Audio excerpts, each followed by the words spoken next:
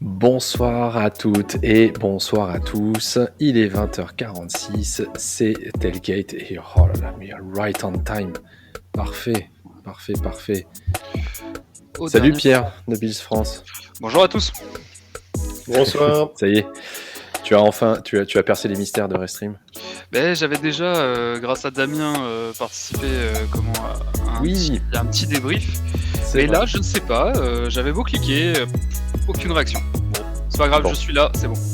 C'est parfait, car oui, on a un invité ce soir, parce qu'il y a le match entre les Bills et les Patriots à Buffalo ce soir, on laisse, je ne dévoile pas le point météo. Non, tu me dis pas mon point météo. Je te le laisse, c'est promis. Avant de commencer par rapport au match, je vais quand même vous dire qui est là ce soir. Il y a Flavien et Bertrand qui est de retour. Comment ça va ? Ça va bien. Toujours prêt. Toujours prêt. Le ballon est là. Malgré ce superbe match des Giants. Ah oui.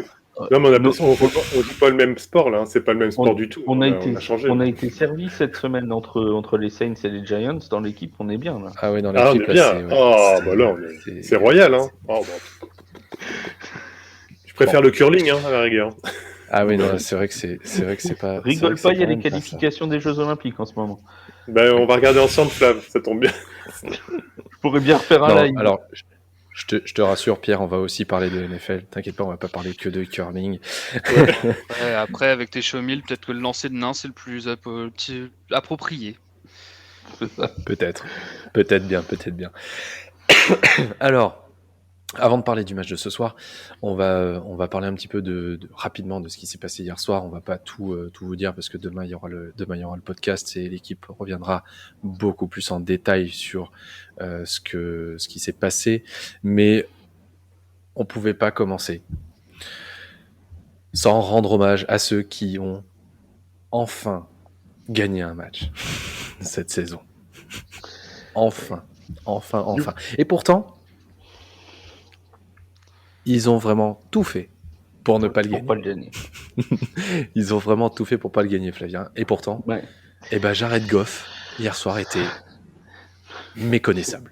Il a été méconnaissable sur le dernier drive du match, parce que sur toute la deuxième mi-temps, moi je l'ai bien reconnu. Pour le coup, il était plutôt reconnaissable. La 4e et 1 où il fait fumble sur ses 30 yards, c'est quand même bien moche. C'est quand même bien du Jared Goff sous pression, quoi. Rien de nouveau sous la casquette. Donc voilà, ils ont tout fait pour le perdre, mais ils ont réussi à le gagner. Il faut reconnaître que le dernier drive, on va lui mettre à son crédit, 75 yards à remonter sans temps mort, c'est plutôt pas mal. Alors bon, on va se le dire, on comprend plus rien, c'est Lions. Je les avais annoncés gagnants contre les Bears. On sait tous qu'ils ont perdu. On s'est trompé de semaine, et c'est la semaine où ils jouent contre les Vikings et où il n'y a pas DeAndre Swift qu'ils arrivent à gagner. Alors si quelqu'un y comprend quelque chose, moi non, Benjamin Bernard non plus. Benjamin Bernard était extatique hier soir. Il était comme un dingue hier soir. Je tiens à saluer Mika. Je ne sais pas s'il aura le temps de regarder ce soir, parce que pendant l'émission hier, c'est celui qui a dit ça peut les peut-être Lions peuvent le faire. Ouais. Les Lions ça peut peut-être le faire ce soir. Ils vont peut-être pas gagner les 5 prochains matchs non plus, mais Bertrand, ça leur fait du bien. On était contents aussi. On n'avait pas forcément envie qu'une équipe termine avec 0 victoire cette saison. En plus, en conférence de presse, Dan Campbell a été très bienveillant avec ses joueurs. Bienveillant avec ses joueurs, mais aussi avec ce qui s'est passé à Oxford.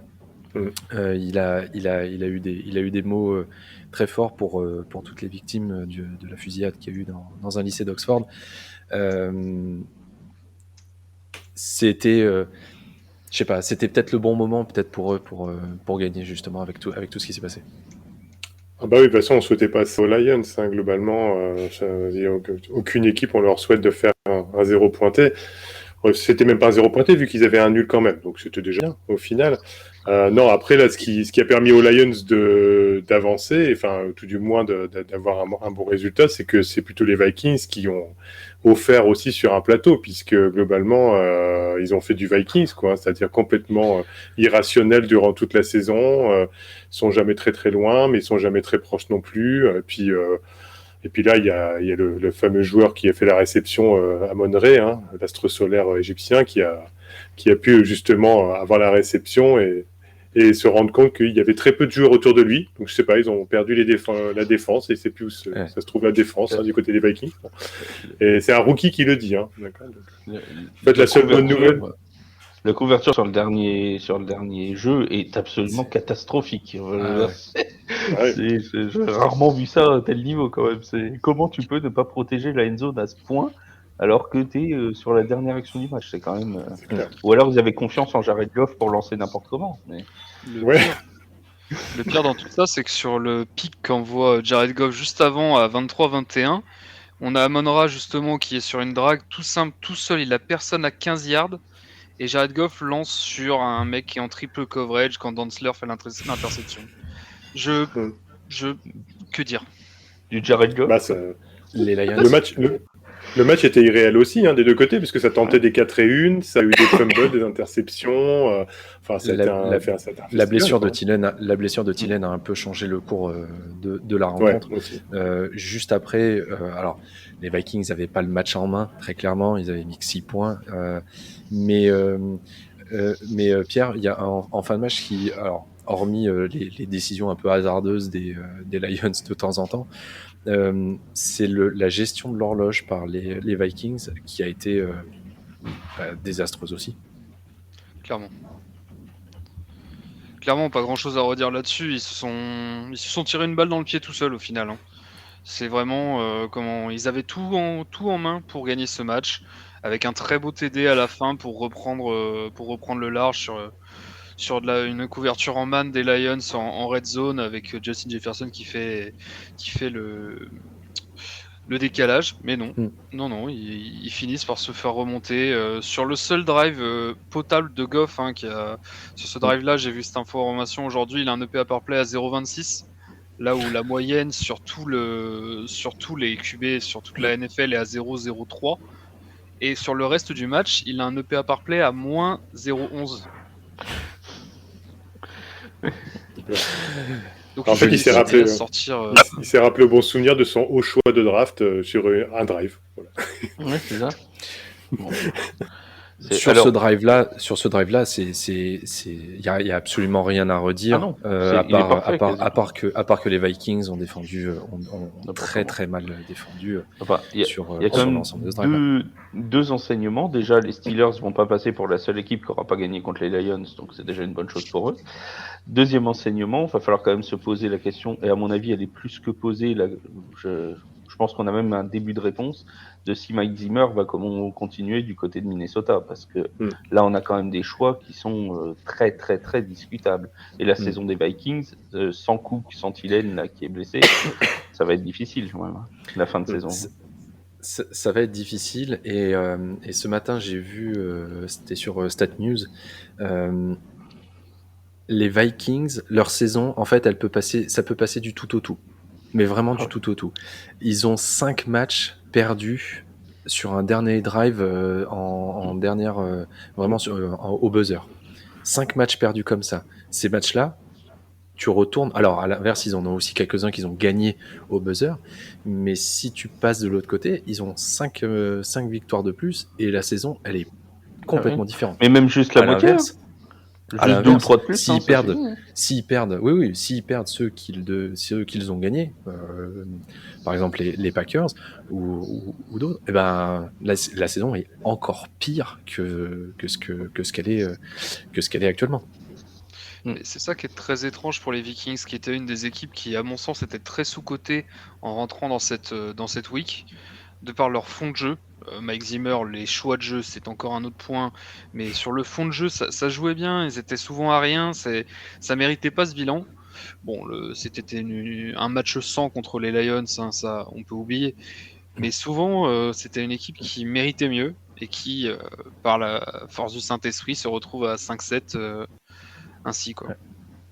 Mais oui, et je suis complètement d'accord parce que leur match face aux Packers, c'est pour moi celui peut-être leur match le plus accompli cette saison. Ils font un super match contre peut-être une équipe qui va gagner le Super Bowl à la fin de l'année. Donc c'est assez incompréhensible. Les Vikings s'adaptent par rapport à leurs adversaires. C'est-à-dire que s'ils jouent un gros, ils vont bien jouer. S'ils jouent un faible, ils vont jouer comme des quiches. Donc c'est vraiment ça, quoi. C'est typiquement ce genre d'équipe. C'est-à-dire, elle ne sait pas prendre le match en main, ou alors, au final, que contre des adversaires où elle est underdog, au final. Ouais. Et du coup, effectivement, ils sont à 5-7. Dans la meute à 5-7. Dans la meute à 5-7. Il leur reste à jouer 2 fois les Bears, une fois les Steelers, une fois les Rams, une fois les Packers. Ouais, 2 grand max. 2 wins. Ouais. Bon, les Bears, c'est prenable. Les Rams et les Packers, les Packers, ils les reprendront pas. Ils se refont pas avoir une deuxième fois. Non, surtout que là, ce sera au Lambeau. En tout cas, oui. En tout cas, j'invite plein mois de janvier. J'invite pas notre invité parce que je peux pas lui envoyer le lien, mais je voulais envoyer il y a très peu de temps que Jared Goff, il doit être bien motivé vu la copine qu'il a, puisque je sais pas si c'est Adam Schefter qui a fait tourner le truc. Sa copine a été en maillot de bain, très contente. Il fait chaud dans le enfin à Détroit. Voilà. Je m'étonne qu'il a fait un dernier drive de folie. Hein. Tu vois, il était motivé en même temps. Détroit est connu pour être une station balnéaire particulièrement prisée. Il a du soutien. Voilà. Ah, du soutien à tous les étages. Ouais. C'est clair. Il n'y a pas que le ballon dans la main. Oui, bon, on va peut-être s'arrêter là parce que ça va dériver. On va arrêter les comparaisons un peu douteuses là. La métaphore, on va peut-être l'arrêter là. On va juste terminer sur les Vikings qui du coup sont 9e dans la NFC avec un bilan de 5-7. Donc ils sont vraiment pour le coup quasiment coude à coude avec les Niners qui eux sont 7e. Et ça devrait pas... non, ça ne bougera pas puisque ce soir c'est que de l'AFC. Justement, l'AFC, on y vient. Et en particulier l'AFC Nord. On a choisi on s'est dit qu'est-ce qu'on peut... De quoi on peut parler un peu de manière générique sur cette saison. Et l'AFC Nord est un sacré sujet parce que c'est juste impossible de prévoir quoi que ce soit dans cette division. Hier, les 2 qui devaient gagner ont perdu. Ceux qui devaient perdre ont finalement gagné. Enfin, celui qui devait perdre, du coup, a gagné, les Steelers. Flav, c'est un coup ça va, mais on va dire que c'est un peu à l'image de la NFL de 2021-2022. C'est qu'un coup ça va et un coup ça va pas du tout. C'est exactement ce que j'allais dire, c'est que c'est très révélateur de la saison NFL. En fait, cette AFC Nord, on a un mini laboratoire de la NFL de cette année où tu as des dynamiques qui sont supra bizarres. Bon, les Browns, ils n'ont pas joué cette semaine, donc comme ça, on est à peu près tranquille. Mais eux, c'est pareil, c'est un coup je gagne, un coup je perds, un coup je gagne. Enfin, il n'y a aucune constance. Les Bengals, quand on les attend, et on en a parlé hier, ils sortaient de 2 très bons matchs. On s'est dit, bon, allez, ça va rouler contre les Chargers, qui avaient été moins bons la semaine dernière. Ils en prennent 41 dans la vue. Hein. Tu te dis, voilà, bon, bonjour. Et alors, le pompon, c'est Pittsburgh, quoi. Pittsburgh qui était en séance porte ouverte depuis 2 semaines avec 82 points pris et qui va taper les Ravens. Alors, donc là, bon, voilà. Bon, après, les Ravens... Je vois pas grand-chose. Hein. Oui, taper, c'est un grand mot. Hein. C'est-à-dire, qui vient battre les Ravens. Les Ravens, en même temps, ça fait 4 semaines depuis leur défaite contre Miami. Après, il y a eu l'absence de Lamar Jackson. Mais ça va quand même moins bien du côté des Ravens depuis cette semaine contre Miami, là, depuis cette défaite. Les 2 victoires qu'ils ont, c'est à l'arraché. Hier, c'est une défaite de l'autre côté à l'arraché aussi. Mais on sent que c'est pas serein non plus pour une équipe qui pourrait encore et qui peut encore viser la first seed en AFC à la fin de la saison. On sent que c'est moins serein que certaines autres équipes On en reparlera tout à l'heure avec les Patriots, les Bills. Moi, je les sens quand même un cran en dessous, les Ravens. Bertrand, vas-y Pierre. T'as l'air. Oui, Pierre, Allez, notre invité. Vas-y. Non, pas de souci. Non, mais par rapport à ce que dit Flav, c'est que les Ravens sont vachement sur des dynamiques, comme tu parles. Genre, on les a vus à des très très hauts, et là, comme tu dis, depuis 4 matchs, c'est très très bas, avec des choix où on aperçoit je me rappelle du premier pick, avec Lamar qui est chassé, qui vise Andrews, qui au début de l'action apparaît totalement libre dans la end zone. Il lance et après, il est en train de courir en arrière. Il lance, c'est un lancer extrêmement compliqué. Ça se termine par un pick. Et ça se commence ainsi. Ouais, aujourd'hui, la FC Nord, c'est compliqué. Un petit bémol sur les Bengals quand même, qui jouaient sans deux de leur O-line titulaire. Et on en reparlera, j'en parlerai bien au niveau des Bills par rapport à ça, des changements de O-line, ça peut avoir un impact extrêmement important. C'était quasiment le pire match de la saison de Mixon, qui est sorti pour quelques snaps sur blessure. Bon, après, les Steelers, n'en parlons pas. C'est à n'y rien comprendre. Laissons tomber. On est d'accord, Statistiquement, les Browns ont augmenté leur pourcentage de chances de gagner la division en ne jouant pas. C'est beau, c'est à signaler. Ouais, c'est très rare. Et dernière toute petite chose là-dessus, les Ravens ont un calendrier avec 3 adversaires de division d'ici la fin de la saison, et les Rams et les Packers. Mais après, je suis pas tant surpris que ça par rapport à la division et aux rivalités. C'est-à-dire quand le problème qu'il y a avec les Ravens, c'est que c'était une équipe qui basait son jeu beaucoup sur la course et surtout avec Lamar Jackson. Et on voit qu'également, si le jeu n'est pas développé à la passe ou est moins bon ce jour-là, ça arrive sur des lacunes. Donc s'il y a une très bonne défense en face, c'est sûr que les Rams peuvent se planter. Et également, comme disait notre invité, là pour le coup, les changements de OL ou les joueurs manquants sur la ligne offensive, les Bills sont bien placés pour le savoir, puisqu'il y a 2 joueurs principaux de ligne offensive qui vont revenir pour le match contre les Patriots, normalement. C'est l'info qui circule. Et donc, ça devrait peut-être aller mieux pour Josh Allen. Mais enfin, pour revenir sur la AFC Nord, moi, les Steelers, je pense que c'est sur un coup comme ça. Je vois pas pourquoi tout changerait d'un coup au niveau du niveau de jeu sur les autres matchs à venir, globalement. Et puis les Browns, c'est globalement, ils sont tributaires de Baker Mayfield et je dirais également de si ça passe, s'il passe pas, comment il est, si ses blessures le gênent plutôt ou pas assez. Voilà, on a comme dit Flav, c'est un melting pot d'inconstance et puis on ne sait pas trop vraiment qui va se sortir de là. On pense plus comme aux Ravens, mais bon, tout dépend s'ils se réveillent et s'ils arrivent à être plus constants dans le jeu de passe et s'ils s'écroulent pas tout le temps. Alors, qui va sortir de cette division ? Je vous demande de sortir vos boules de cristal. Tu demandes le vainqueur de division ? Vainqueur de division, oui. Moi, je pense les Ravens quand même. Ils vont pas forcément... Est-ce que tu pourrais nous donner les calendriers justement à venir des 4 prochains ? Donc je t'ai dit pour les Ravens c'est fait, pour les Bengals ça va être, alors attends, je te le trouve tout de suite. Les Bengals, ce sera les 49ers, les Broncos à Denver. Ensuite ils reçoivent les Ravens, ils reçoivent les Chiefs et ils vont chez les Browns. C'est pas simple. Cleveland. Donc c'est pas simple non plus. Pour les Browns de Cleveland, bon forcément il y aura un dernier match contre les Bengals, on s'en doute. Ce sera réception de Baltimore, réception de Las Vegas, déplacement à Green Bay, déplacement à Pittsburgh et réception des Bengals. Et pour Pittsburgh, ce sera... J'arrive tout de suite. Une toute petite seconde. Voilà. Ce sera déplacement à Minnesota, réception de Tennessee, déplacement à Kansas City, réception de Cleveland et déplacement à Baltimore. Ils n'ont pas un calendrier facile du tout, les Steelers. Vikings, Titans, Chiefs, Browns et Ravens. Il y a peut-être les 2 premiers quand même qui sont quand même bien prenables, surtout avec les Titans qui font jouer une practice squad en ce moment. C'est... Moi, je vais sur les Bengals. Ah, quand même. Ouais.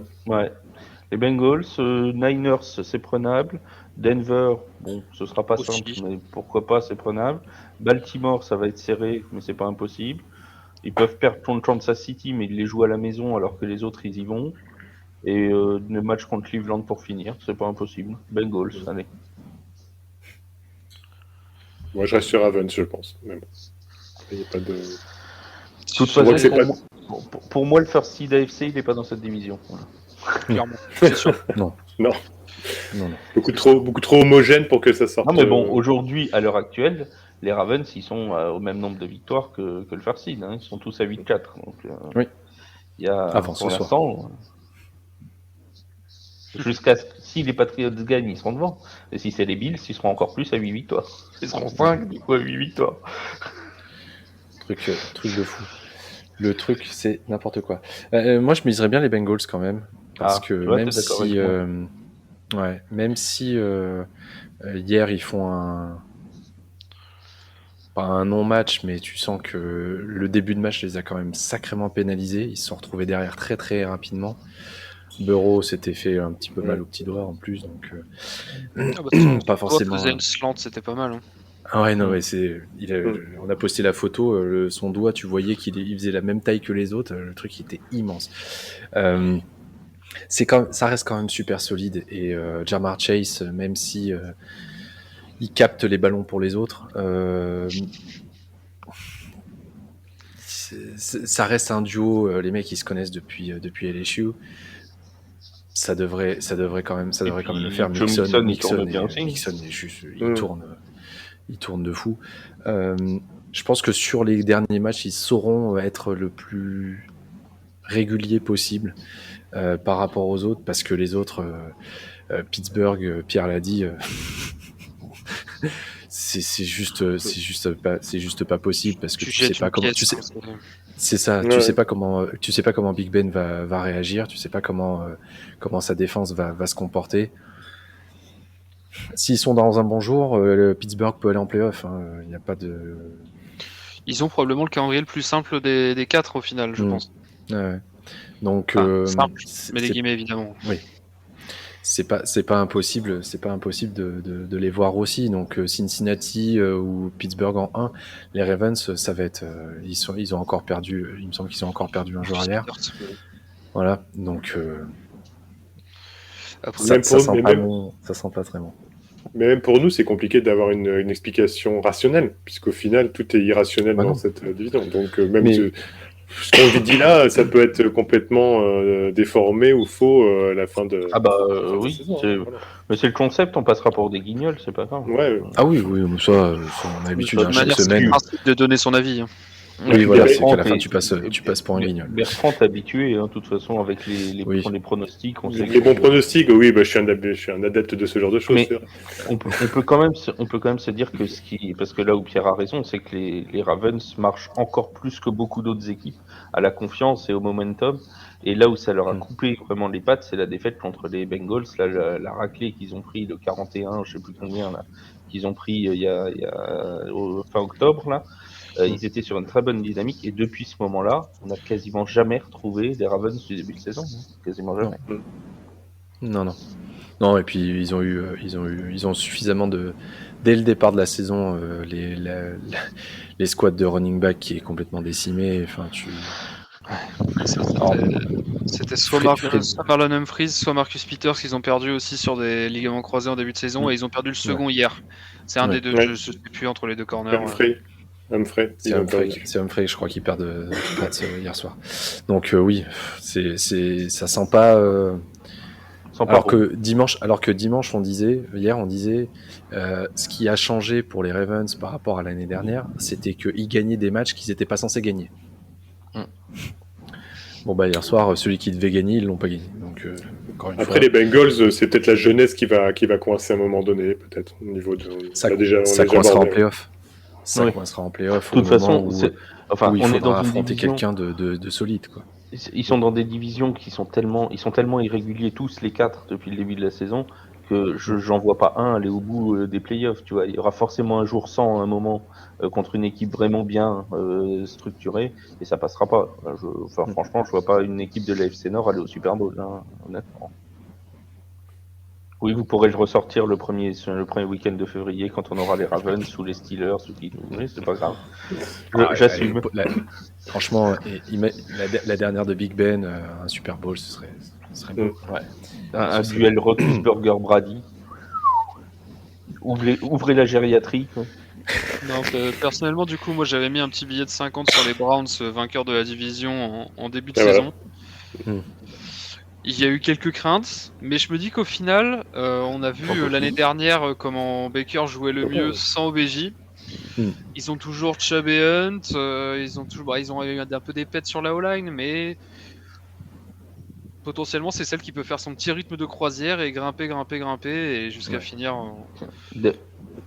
D'ailleurs, qui actuellement chez les bookmakers est donné favori pour remporter la FC Nord? Est-ce qu'on a ça? Attends, je te trouve ça Ça dans va être 2 encore secondes. les Ravens qui doivent, vu qu'ils sont encore devant. Ouais, je pense. Tiens, petite info pronostic. Les Falcons se sont à 751 pour gagner le Super Bowl. Le Super Bowl.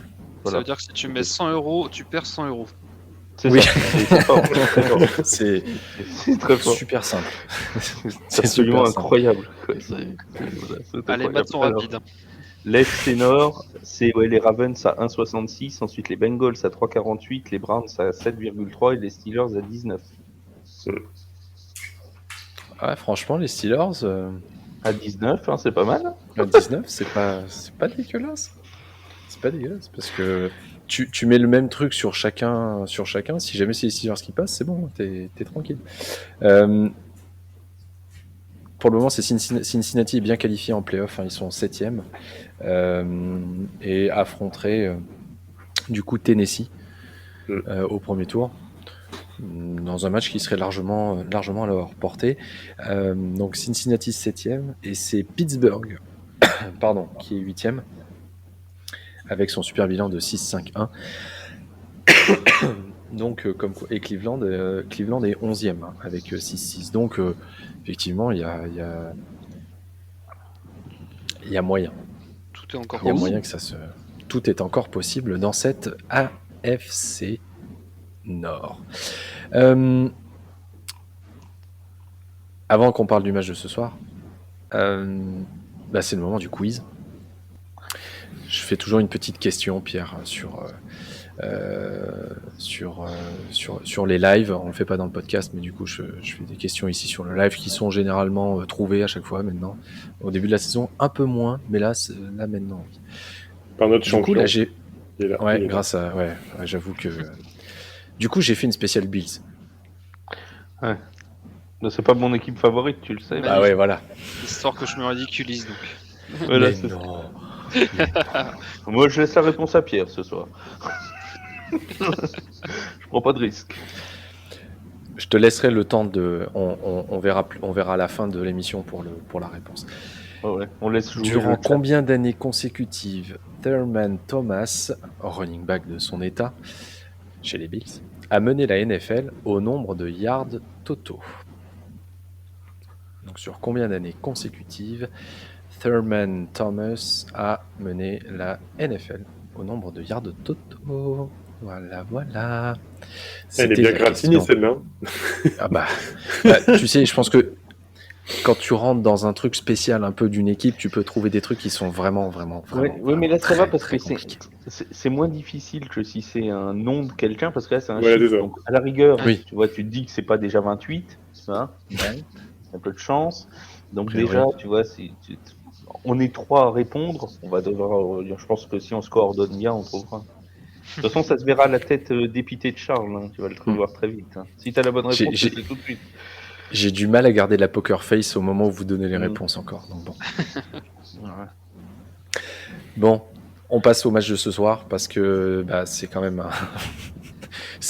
un choc entre le leader de l'AFC et de l'AFC Est face aux Bills, 5e de l'AFC et du coup 2e de l'AFC Est. On commence tout de suite parce que je pense que c'est peut-être l'élément le plus important de ce soir. Flavien, quel est le temps prévu à Buffalo pour un 6 décembre? On parlait de station balnéaire tout à l'heure avec les Lions de Détroit. Nous voici dans un autre lieu de villégiature très apprécié pour son ensoleillement et sa température estivale. Nous serons donc à Buffalo et Buffalo c'est 35 degrés Fahrenheit, donc ça fait du 1 degré à peu près -1, 0, enfin on n'est pas loin du 0. Et on a surtout des rafales de vent qui seront assez fortes puisqu'on attend jusqu'à 50 miles par heure. On est sur du 30 miles régulier, rafale jusqu'à 50 à 60 miles par heure. Donc ça fait du presque 100 km/h pour ceux qui connaissent pas les miles. Normalement, ça souffle... Ça va jouer au sol, tout ça. Alors normalement, ça souffle de end zone à end zone pour le vent régulier, mais les rafales devraient être en vent tourbillonnant, donc ça pourrait souffler dans tous les côtés. Alors là, autant te dire que de la neige avec du vent tourbillonnant pour les kickers et tout, ça va être un régal. Pour les passes, ça va être fantastique. Enfin bref, il fait froid, il neige, il y a du vent. Bref, les conditions sont Buffalo Un peu chaotique. en hiver. Bienvenue à Buffalo. Du coup, Pierre, quand même avantage à Josh Allen. Il a l'habitude de jouer comme ça. Il était dans le Wyoming avant en université. Là, il passe à Buffalo. Ça fait 3 ans qu'il joue dans des conditions comme ça. Ça reste un petit campagnard de Californie de base, notre Josh Allen. Mais oui, avec ses 3 ans à Wyoming et maintenant ses 3 ans à Buffalo, il commence à bien respecter aussi la météo et ce genre d'environnement.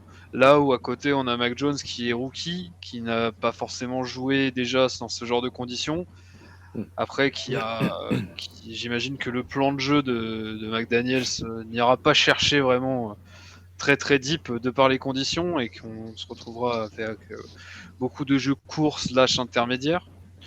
Mais oui, sur le match, un petit avantage à Josh qui peut ensuite aussi faire continuer tous les plays avec ses jambes, ce qui est toujours non négligeable dans ces conditions-là.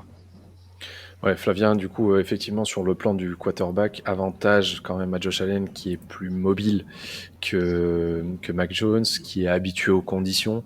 Maintenant, on a 2 équipes qui ont 2 énormes défenses.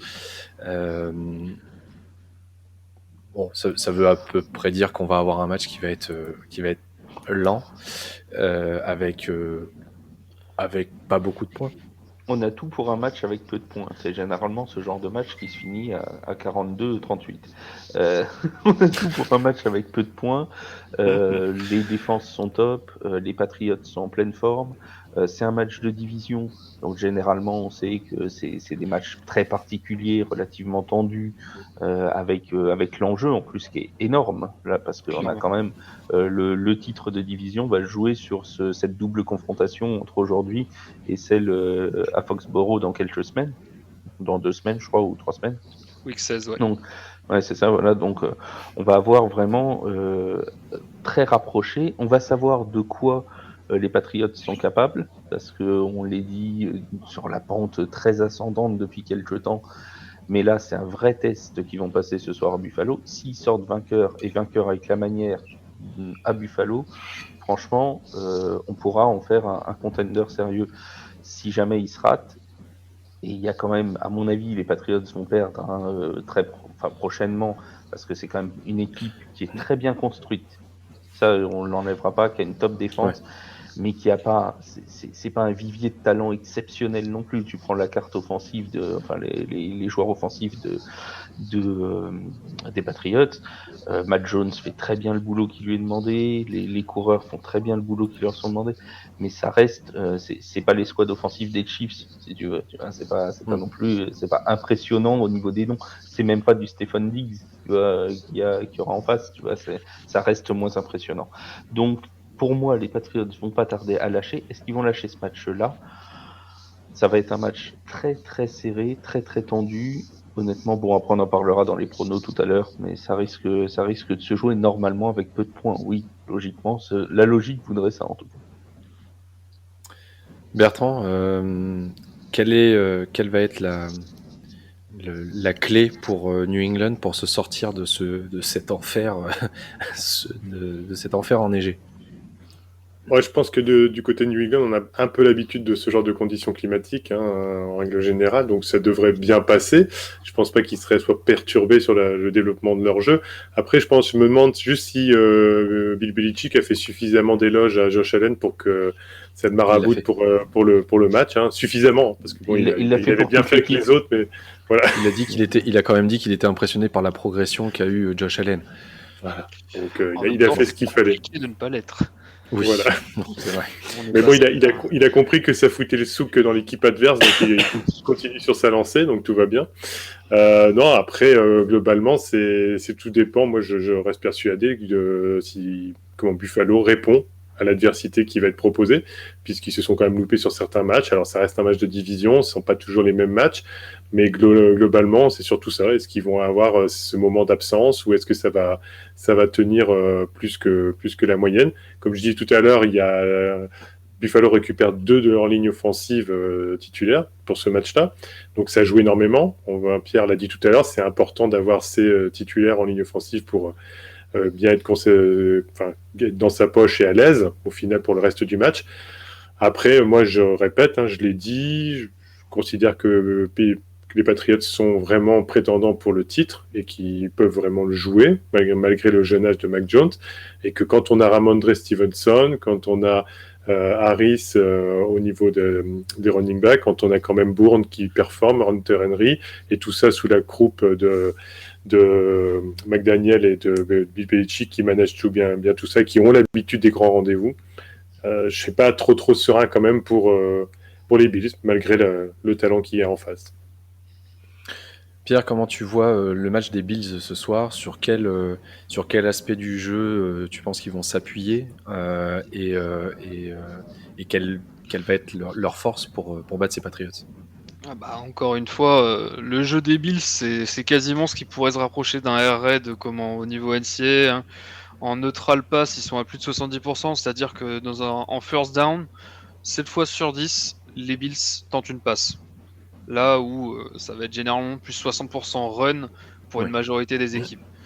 Donc les Bills vivent et meurent par la passe. Hein. On n'y coupera pas. Aujourd'hui, ça sera peut-être plus compliqué, mais on a un bras canon quand même en la personne de Josh Allen pour dompter les éléments.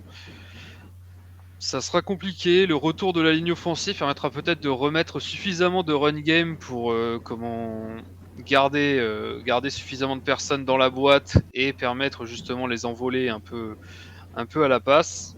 À voir quels seront le choix au niveau de l'escouade de DB des Patriots.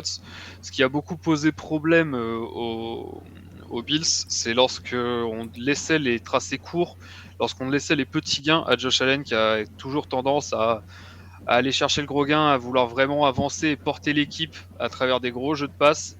Jouer des checkdowns à 5 yards, 7 yards, c'est vraiment pas son truc, même des flats totalement ouverts. C'est aussi sur ça qu'il faut qu'il continue de progresser. Je pense qu'il en est largement capable. Le retour de la ligne offensive va être vraiment appréciable. On a un énorme mauler en la personne de Spencer Brown à droite qui devrait contenir à minima les offensives de la D-line des Patriots. Mais là où je suis assez d'accord avec le dernier intervenant, c'est que pour moi, l'escouade offensive des Patriots ne fait pas rêver sur le papier. Par contre, dans les faits, leur O-line, pour moi, elle est top 5 de la ligue, presque facile. Leur running back, ça fait le travail. Pour moi, c'est pas extravagant, mais ça fait le travail. Une paire de tight ends qui sont très très sérieux, avec Hunter Henry qui reste un des tight ends les plus sous-cotés de la ligue année après année, qui a été laissé libre par les Chargers pour des raisons, j'imagine, budgétaires. Je n'ai jamais trop rentré dans le sujet, mais ça restait quand même la grosse signature de l'intersaison des Patriots, et il l'aura bien rendu. Il est à 5 ou 6 TD déjà. Il me semble que justement qu'il y a le duel entre Dawson Knox, notre tight end, et Hunter Henry, qui sont les deux tight ends qui ont marqué le plus de touchdowns cette saison. Ça se pourrait bien que ce soit les deux tight ends qui ont le plus marqué. Je crois que Knox en est à 7. Il a battu le record all-time des Bills. Ce qui aurait pu être une de tes questions pour ton. Non, mais c'est pas la peine. Moi, je préfère le jouer pour les pros. C'est pas la peine d'abreuver Charles en question. Il y en a un réservoir. Il y en a un réservoir chez lui. Est-ce que tu me permets de poser une question à notre invité? Évidemment. Mais c'est plus globalement sur la saison des Bills en fait. Sur quoi tu tu donnes cette inconstance, parce qu'on a quand même des très belles performances de Buffalo sur certaines semaines, et la semaine suivante, depuis 4-5 semaines, c'est une semaine ça gagne bien, une semaine ça perd. Bon, il y a cette défaite contre Jacksonville notamment, où ils sont passés au travers, ça peut arriver, mais je t'avais dit de pas en parler. Non, mais ça gagne, ça perd. Derrière, ça met 41 points. Ensuite, c'est en difficulté contre les Colts la semaine suivante. Bon, contre les Saints, tout le monde gagne en ce moment, donc c'est pas très compliqué. Mais j'en sais quelque chose. Hein. Je suis bien placé. mais voilà, à quoi tu donnes cette inconstance, et est-ce que pour toi, les Bills peuvent aller chercher le first seed en AFC à la fin de saison? La réponse va être claire. Oui, les Bills peuvent aller chercher le first seed. Ça, c'est la réponse claire. Pour rentrer dans l'explication, si on revient un peu sur les défaites, je vais mettre de côté la défaite contre les Steelers. C'est une défaite de première week. Ça joue sur un punt contré dans des conditions un peu misérables. Bon, soit. Ensuite, il y a plusieurs wins de suite, donc dont une belle win contre Kansas. Ouais. Derrière, il y a la défaite contre les Titans. Une défaite contre les Titans où on choisit de tenter une 4e et 1 pour gagner le match dans les 10 dernières secondes, là, alors qu'on aurait pu mettre le field goal et partir en overtime. Il y a eu une décision, je pense que le coaching staff a décidé que win ou lose, peu importe, mais on veut voir la répétition de ces plays à haute valeur en environnement réel. Bon, il se trouve que Josh a glissé et notre left tackle s'est fait enfoncer comme d'une porte de saloon. Bon, ça a fait 4e et 1, turnover on downs, défaite. Parce qu'ils sont sûrs de leur force aussi. Hein. Donc ils ont tenté parce qu'ils sont sûrs de leur force et de ce qu'ils peuvent faire sur le terrain. Il y a aussi le fait que derrière, on se faisait ouvrir à la course tout le match par Derrick Henry. Si on leur redonnait le ballon avec un drive, ou si on n'avait pas le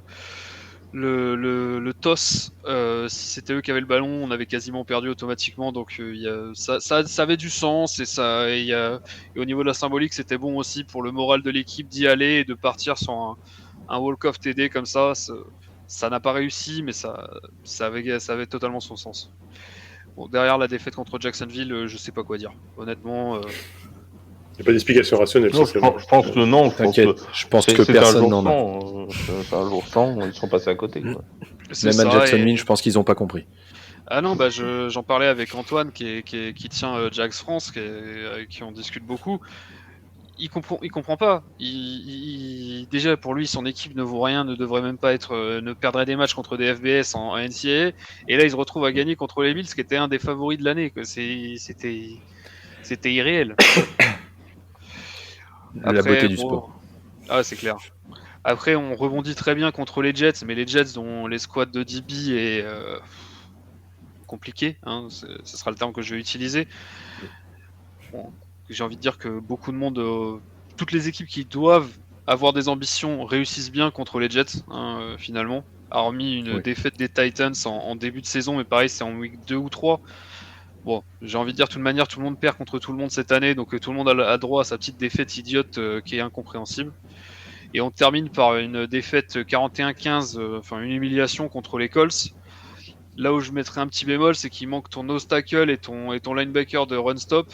Sans ça, c'est plus compliqué. Hein. On a fait jouer un nose tackle de practice squad, qui faisait quand même quasiment 150 kilos, donc il prenait les trous, mais bon, il se faisait ouvrir. Et derrière, c'est pas ton off-ball linebacker qui va réussir à faire le run stop comme ton intérieur linebacker, quoi. Milano, plus à l'aise en couverture quand même que dans le run stop, même si c'était un des linebackers avec le plus de tackle for loss, il me semble, c'est la dernière fois que j'ai vu ça. En résumé, il y a des hauts et des bas, on peut trouver des excuses à chaque fois, il y a une attaque qui aussi des fois est un peu bornée, on reste dans ce qu'on veut faire. L'an dernier, on voyait beaucoup de jet sweep, de jeux décalés, de jeux différents. Là, on a dû attendre le match contre les Jets pour retrouver ce genre de play. On vient de refaire rentrer Breda dans notre rotation de running back parce que nos running backs n'avancent pas, comme l'année dernière. Mais comme l'année dernière, on a des changements de O-line toutes les semaines.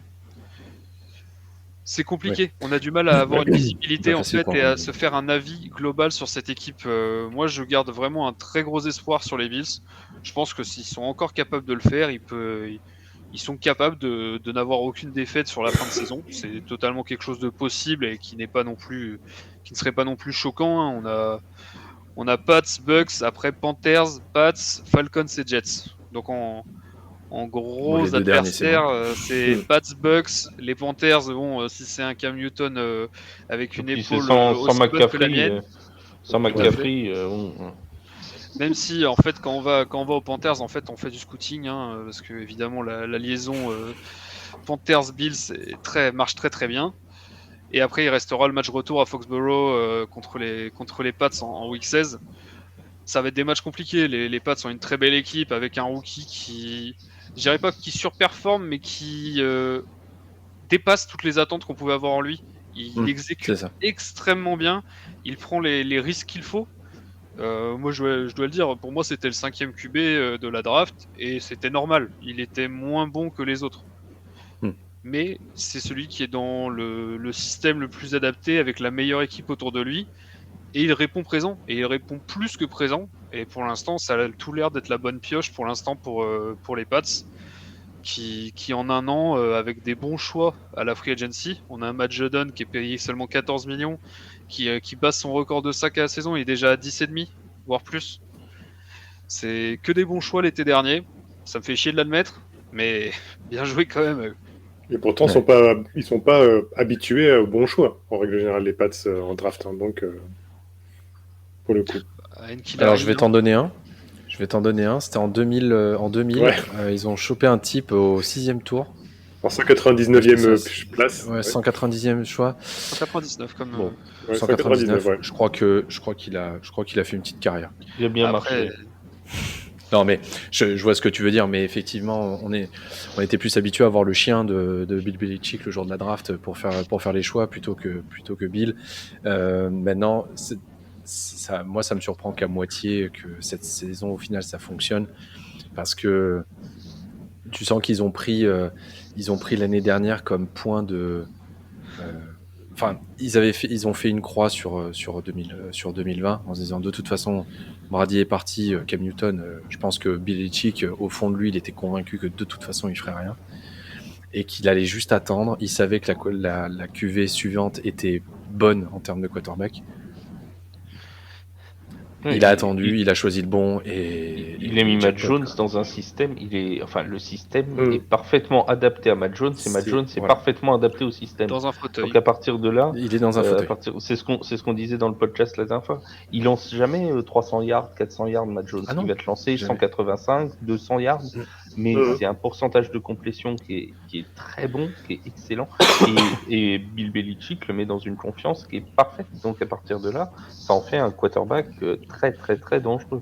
Mais comme il a fait d'ailleurs avec Tom Brady au final. Oui, peut-être que Tom Brady n'aurait pas la carrière s'il avait fait ses débuts dans une autre équipe. Sûrement. Il était au bon endroit au bon moment. Voilà. On peut pas savoir si Lawrence avait été aux Patriots ou si Zach Wilson ou Justin Fields. Voilà. Bon, je pense que Justin Fields. À peu près persuadé que Justin Fields ne serait... à peu près sûr. Non, je pense pas. Pas Dwayne Haskins, donc mais effectivement, c'est l'organisation est à peu près quasiment identique à celle qu'il avait à Bama. Il est dans un environnement presque qu'il connaît et effectivement, et ça aide beaucoup quand tu vois un Trevor Lawrence qui est censé être un talent générationnel. Ça fait 2 ans qu'on nous vend comme le futur GOAT, etc. Pas entouré, tu peux être le meilleur quarterback de la planète. Hein. Si à côté les mecs ils sont pas foutus de te protéger, ils sont pas foutus d'attraper tes ballons, c'est aussi bien que tu veux.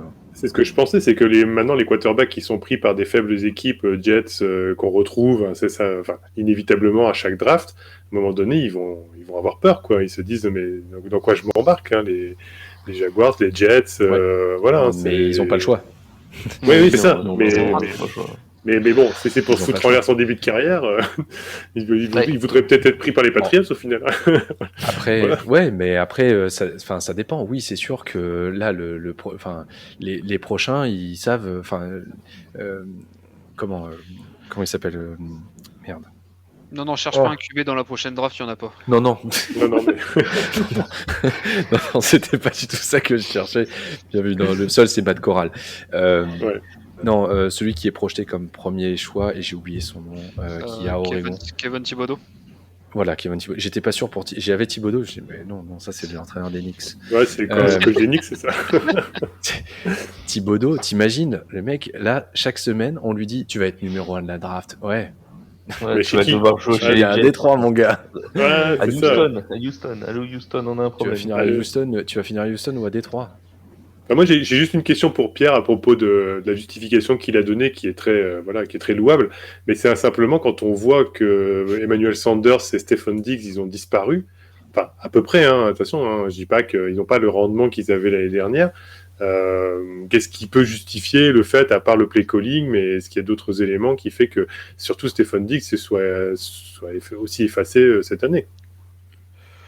J'ai pas totalement l'impression, je vais vérifier en live au niveau des stats que comment cette Ou alors c'est moins spectaculaire, peut-être. cet effacement. Ouais, ça par contre c'est beaucoup moins spectaculaire. Il y a beaucoup d'équipes, c'est ce que je disais, qui ont verrouillé le deep en fait, ou les zones intermédiaires, et qui ont décidé de laisser seulement les petits gains.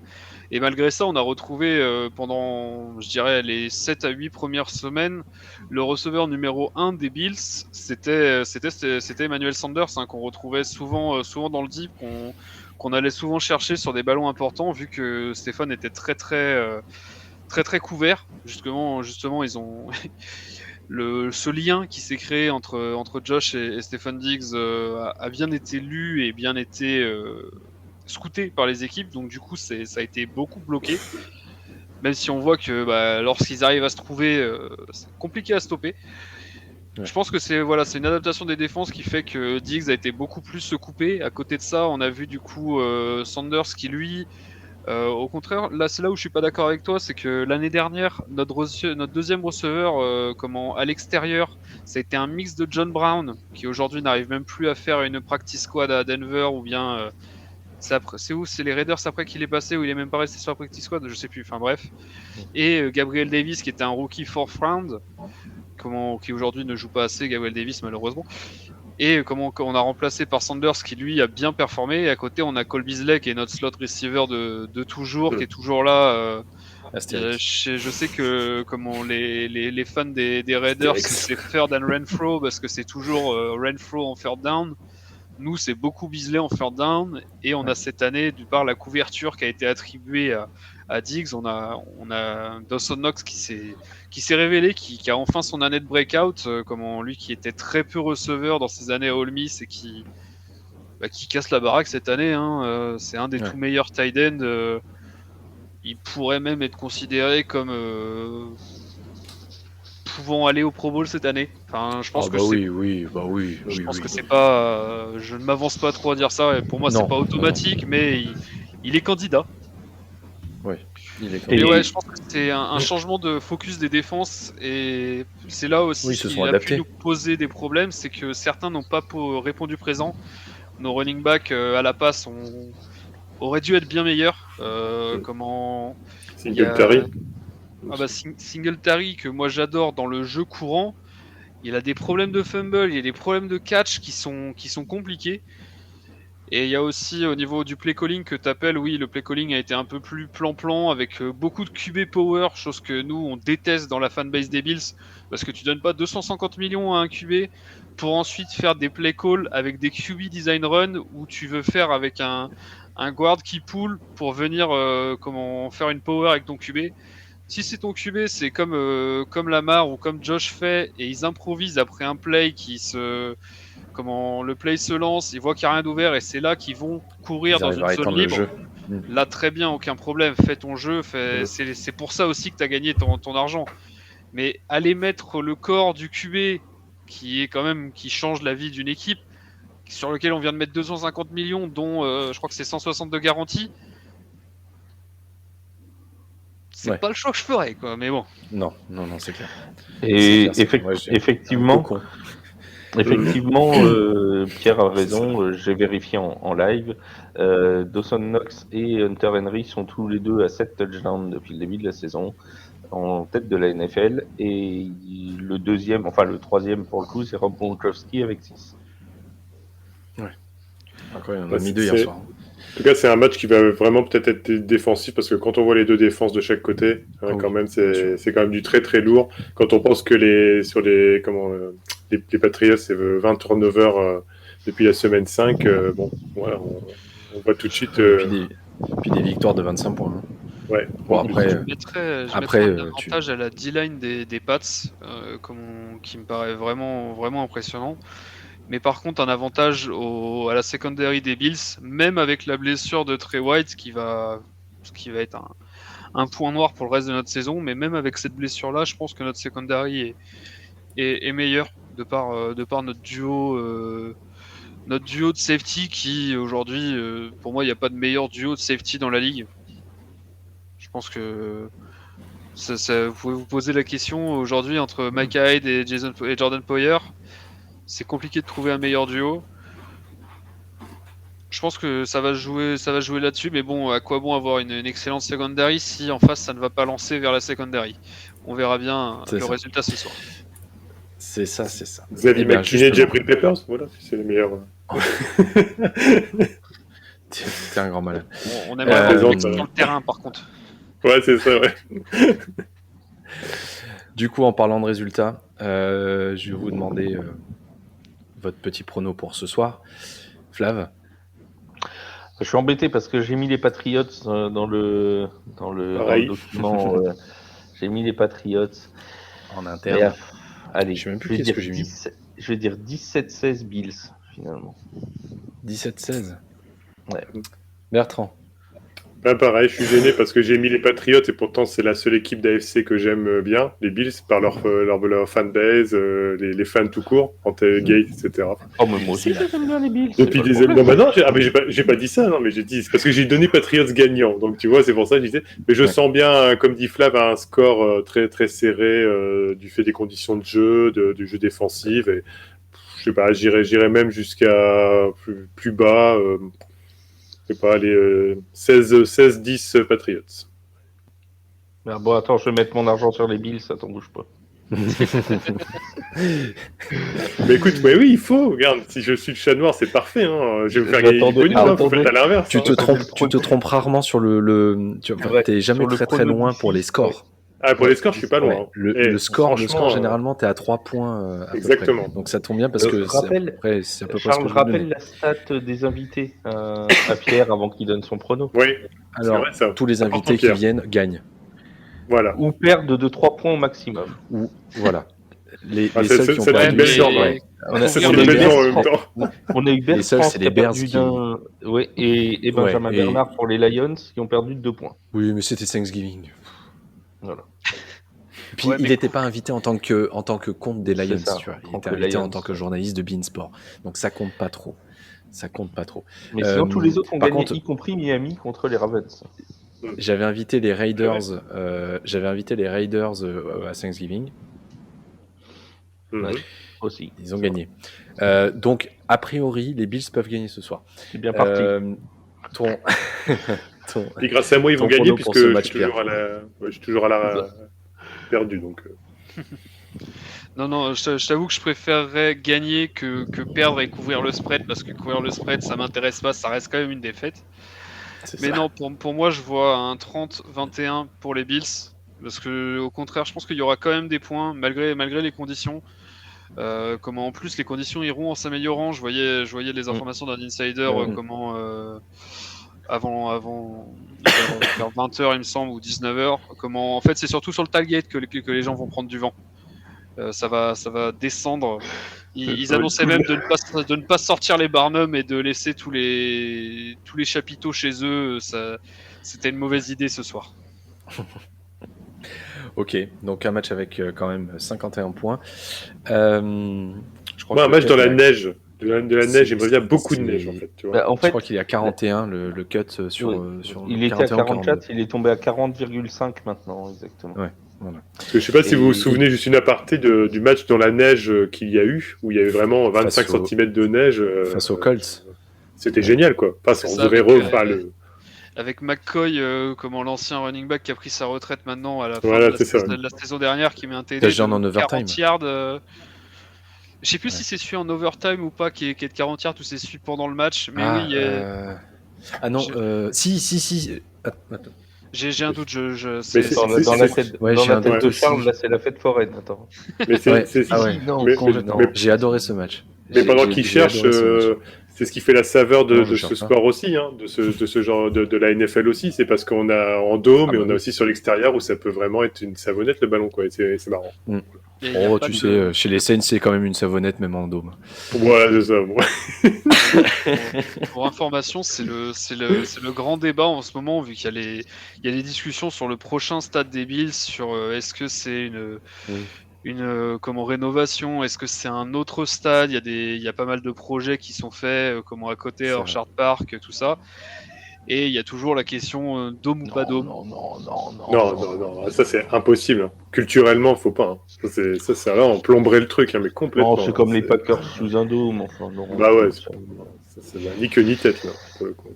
Après, quand t'as un excellent quarterback, moi je vote les dômes, quand même. Est-ce que tu mettrais pas un dôme Charles, t'as pas honte quand même. Sérieusement. Si, ouais, 10 fois un dôme. Ne serait-ce que quand t'es spectateur. J'ai pas envie de me cailler. Mais tu iras pas voir un match à Buffalo, de toute façon, donc tu t'en fous. Mais non, mais t'imagines, t'enlèves toute la légende des playoffs, parce que surtout quand sur les finales de conférence, les matchs de division, quoi. T'imagines quand tu vas à Green Bay qui fait -23, bon, c'est génial, quoi. Enfin voilà, dans le Minnesota, maintenant, tu vas dans un dôme sur un stade couvert qui sert à rien là, et qui tue les oiseaux en plus. Ouais. Vraiment, j'imagine. C'est quand même terrible. C'est vrai en plus. Bon, je vais vous dire, moi, qui est-ce que je vois gagner ce soir. Je vois les Bills gagner ce soir. 2-2 alors. 14-10. Ah, tu es encore pire que moi, dis donc. Ouais. Ah ouais, non, moi, j'ai hésité à dire 3-2, mais bon, je me suis dit non, peut-être pas. Non, mais match défensif et jeu au sol, ça va pas être. Oublie pas Tourman Thomas avant de. Mais... Tu croyais quoi? Ouais, parce que moi, je veux pas dire, mais avant qu'on termine l'émission. Derrière après. Oui, il faut qu'on rende l'antenne parce qu'il y en a d'autres qui prennent après. Alors, combien de saisons consécutives Tourman Thomas a mené la NFL au nombre de yards totaux? Pierre en premier. Pierre. Je t'en prie. Je dirais 3 seulement, même si c'est une époque que je n'ai pas connue en live. Alors, il a fait 8 saisons ou 9 au-delà de 1000 yards. Combien il a mené? Allez, t'as dit 3, je dis 4. Il a été cherché. Ouais, il a été cherché l'info comme d'habitude. Non. Je dis 4 moi aussi. Non, j'allais dire 4. Non, j'allais dire 4, tu vois. Moi, dans ce cas, je dis 2. C'est 4. Tu vois, j'allais dire 4. C'est 4 saisons consécutives. Ce qui est yard totaux, donc à la fois à la course et à la passe. C'est pour le coup, tu vois, pour être totalement transparent, si Bertrand avait parlé en premier, il aurait dit 4, j'aurais dit 2, moi. Pour couvrir 2, 3, 4, tu vois. Bon, voilà. Ah oui. Quelqu'un a trouvé, c'est le principal. Exactement. Un chiffre, c'est facile. Merci beaucoup, Pierre, d'être venu. Avec plaisir, on s'était loupé la dernière fois, on n'avait pas de disponibilité, mais sans problème. Ouais. Bon, pour le Super Bowl. Merci, on se retrouve. Inch'Allah, comme on dit. Pour le Super Bowl. C'est clair. On verra peut-être pour le Super Bowl, on essaiera d'inviter les deux finalistes. On aura les sera sympa. On est content. Ah bah oui. Hein. Puis nous, on sera là pour représenter, Charles, ça va? Oui, on sera là. Ouais. Remarque, nous, notre draft sera vite fait, on n'aura pas à veiller. On sera neutre, on sera neutre. Merci les gars, merci Flav, merci Bertrand, à nouveau. Merci à vous tous. Et pour la NFL, on se retrouve jeudi pour, évidemment, comme tous les lundis, j'ai pas regardé l'affiche, mais je crois que c'est Steelers-Vikings. Ouais, c'est Steelers-Vikings. C'est Steelers-Vikings jeudi. Donc on se retrouve. Pas inconstante du tout. Hein, donc, tout va non, c'est ça. Donc, c'est pas possible de savoir qui va gagner. Ouais, ça va être sympa. Merci à vous tous de nous avoir suivis. Et d'ici jeudi, portez-vous bien et amusez-vous bien si vous regardez le match ce soir. Ciao.